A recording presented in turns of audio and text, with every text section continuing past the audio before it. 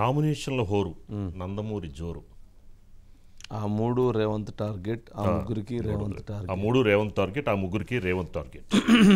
అంటే ఇప్పుడు రేవంత్ రెడ్డి గారి ముందు మూడు ఉన్నాయి. నెంబర్ 1 మహబూబ్ నగర్, ఆయన సొంత parliament. Number 2 Malkajgiri. Number 3 Chevella అనుకోవచ్చు, లేదా నాగర్ కర్నూలు అనుకోవచ్చు. లేకపోతే సరే ఈ రెండిట్లో నాగర్ కర్నూలుకి తీసుకుంటే ఈ 3 పార్లమెంట్లు ఇప్పుడు గెలిపించుకోవాల్సినటువంటి బాధ్యత ముఖ్యమంత్రిగా ఉన్నటువంటి రేవంత్ రెడ్డి గారి మీద ఉంది. ఈ 3 పార్లమెంట్లలో ఉన్నటువంటి అభ్యర్థులను ఓడించాలని ఇటు బీఆర్ఎస్ చాలా వ్యూహాత్మకంగా అడుగులు వేస్తుంది. అందుకు అక్కడ అవసరమైన విధంగా తమ స్ట్రాటజీని వర్కౌట్ చేస్తుంది. అందులో భాగంగానే వాళ్ళ అభ్యర్థుల ఎన్నిక కావచ్చు, ఎవరైతే అక్కడ కాంగ్రెస్ క్యాండిడేట్ ఓడిపోతారు అనే దానికోసం వాళ్ళ ప్రయత్నం చేస్తున్నారు.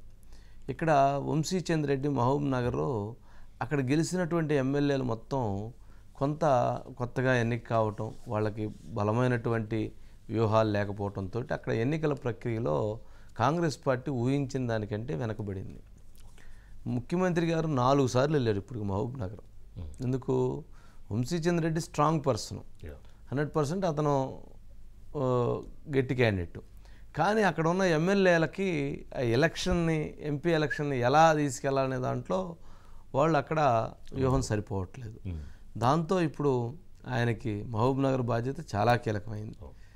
అక్కడ ఈ 3 గనక తను ఓడిపోతే ఎవరైతే ప్రభుత్వంలో వ్యతిరేకంగా ఉన్నటువంటి వారు, ముఖ్యమంత్రి గారి పట్ల వ్యతిరేకంగా ఉన్నటువంటి వాళ్ళు దీన్ని అడ్డం పెట్టుకుని గేమ్ ఆడాలనేటువంటి దాంట్లో వాళ్ళు ఉన్నారు.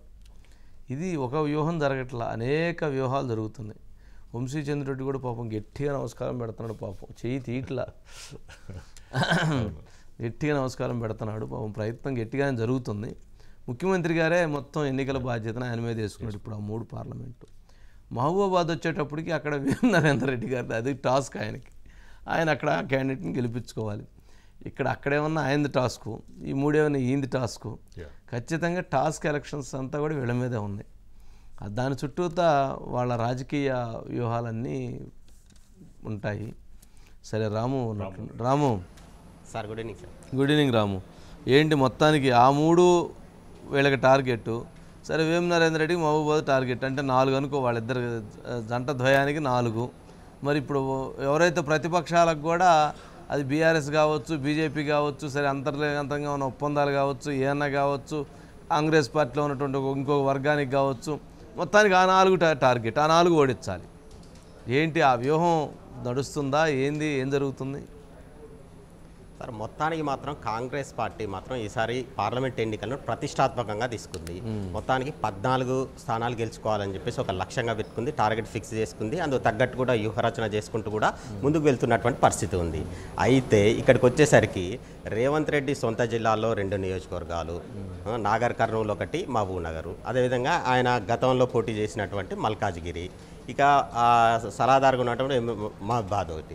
మొత్తానికి ఒక 4-5 స్థానాలు మాత్రం రేవంత్ రెడ్డికి సంబంధించి ఆయన వర్గం కావచ్చు, ఆయన కొంత టార్గెట్ పెట్టుకున్నటువంటి పరిస్థితి. ఎలాగైనా ఈ సీట్లు గెలిపించుకోవాలి, పార్టీలో తన ప్రతిష్టను మరింత మెరుగుపరచుకోవాలి అనేది టార్గెట్ ఫిక్స్ చేసుకొని ముందుకు పోతున్నారు. 14 ఏదైతే టార్గెట్ పెట్టుకున్నారో అందులో ఈ 4 కూడా ఉన్నటువంటి పరిస్థితి ఉంది. అయితే ఇక్కడ 4 నియోజకవర్గాలకు వచ్చేసరికి మాత్రం అభ్యర్థులు మాత్రం కొంత బలమైన అభ్యర్థులు ఇక్కడ బరిలో ఉన్నారు. ఇటు బీజేపీ నుంచి కావచ్చు, ఇటు బీఆర్ఎస్ నుంచి కావచ్చు. ఈ బలమైన అభ్యర్థులను ఓడించాలంటే అంత ఆషామాషి వ్యవహారం అయితే కాదని చెప్పుకోవచ్చు. ఎందుకంటే మహబూబ్ నగర్కి వచ్చేసరికి అక్కడ డీకేఆర్ ఉంది, మల్కాజ్గిరికి వచ్చేసరికి అక్కడ ఈటల రాజేందరు, అదేవిధంగా నాగర్ కర్నూలుకి వచ్చేసరికి ఆర్ఎస్ ప్రవీణ్ కుమార్ వంటి నేతలు ఇక్కడ బలమైన నేతలుగా ఉన్న నేపథ్యంలో వాళ్ళందరికీ టార్గెట్ వచ్చేసి రేవంత్ రెడ్డిని. ఆ రేవంత్ రెడ్డి మీద కూడా విమర్శలు చేస్తున్నటువంటి పరిస్థితి ఉంది. ఆ విమర్శలను తిప్పికొడుతూ రేవంత్ రెడ్డి ముందుకు వెళ్తున్నటువంటి పరిస్థితి కనిపిస్తూ ఉంది. ఇక పార్టీలో మాత్రం ఎలాగైనా ఈ స్థానాలు గెలుచుకోకపోతే రేవంత్ రెడ్డి క్రేజ్ తగ్గిపోయింది, రేవంత్ రెడ్డికి ఇక కౌంట్ డౌన్ స్టార్ట్ కాబోతుంది అనేది మాత్రం ఒక ప్రచారం చేయబోతున్నారు. కాబట్టి సొంత పార్టీ నేతల్ని కూడా సంతృప్తి పరచుకుంటా, అంటే సొంత పార్టీలో కూడా తన ఇమేజ్ని పెంచుకోవాలంటే మాత్రం ఈ స్థానాలను ఎలాగైనా గెలుచుకోవాలి. లేకపోతే మాత్రం ఆయన క్రేజ్ తగ్గిందని చెప్పేసి విత్ ఇన్ పార్టీలోనే ఆయన మీద విమర్శలు స్టార్ట్ అయ్యే అవకాశం ఉంటుంది. కాబట్టి ఈ 4 స్థానాలతో పాటు మిగిలిన స్థానాలు ఎలాగో పోటీ మాత్రం ఖచ్చితంగా ఉంటుంది. కాబట్టి ఈ 4 స్థానాలనే ఆయన ప్రధానంగా టార్గెట్. బలవంతుడిగా ఉన్నటువంటి ముఖ్యమంత్రి రేవంత్ రెడ్డి గారిని బలహీనుని చేయాలి అని అంటే ఈ 4 టార్గెట్గా కొట్టాలి, అప్పుడే బలహీనుడు అయ్యేటువంటి అవకాశం ఉంటుంది. మరి అదేవిధంగా ఎవరైతే మంత్రులుగా ఉన్నటువంటి వాళ్ళ స్థానాల్లో కనుక ఎంపీలు కనుక ఓడిపోతే మరి వాళ్ళ మంత్రి పదవులు ఉషుక్ అనే పరిస్థితి కూడా ఉంది కదా. కరెక్టే సార్ మీరు అన్నది. ఎట్లాగో అంటే వాళ్ళకు కూడా కొన్ని, ఇప్పుడు కోమటిరెడ్డి వెంకటరెడ్డిని చూసుకుందాం సార్ ఎగ్జాంపుల్.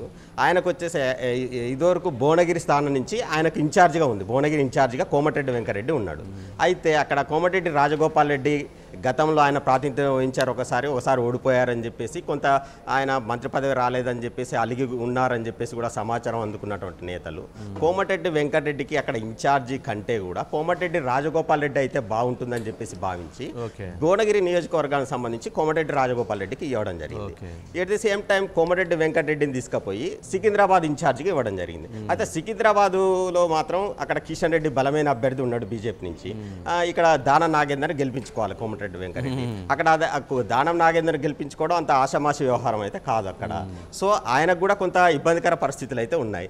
ఇలా మంత్రుల విషయానికి వస్తే వాళ్ళకు ఉన్నటువంటి నియోజకవర్గాలు ఏవైతే ఉన్నాయో వాళ్ళ టాస్క్ కూడా వాళ్ళకు కూడా అదే విధంగా ఉంటుంది. బట్ ఇక్కడ ప్రధానంగా ఫోకస్ మాత్రం సీఎం రేవంత్ రెడ్డి మీద ఉంటుందని చెప్పేసి మనం చెప్పుకోవచ్చు. కాబట్టి సీఎం రేవంత్ రెడ్డి విషయంలో మాత్రమే ప్రధానంగా ఫోకస్ ఉంటుంది. కాబట్టి ఆయనకు సంబంధించినటువంటి 4 నియోజకవర్గాలను గెలిపించుకోవడం ఇప్పుడు ఆయనకు కొంత ఏదైతే ప్రతిష్టాత్మకంగా మారిందని చెప్పుకోవచ్చు. Right Ramu, right. Thank you.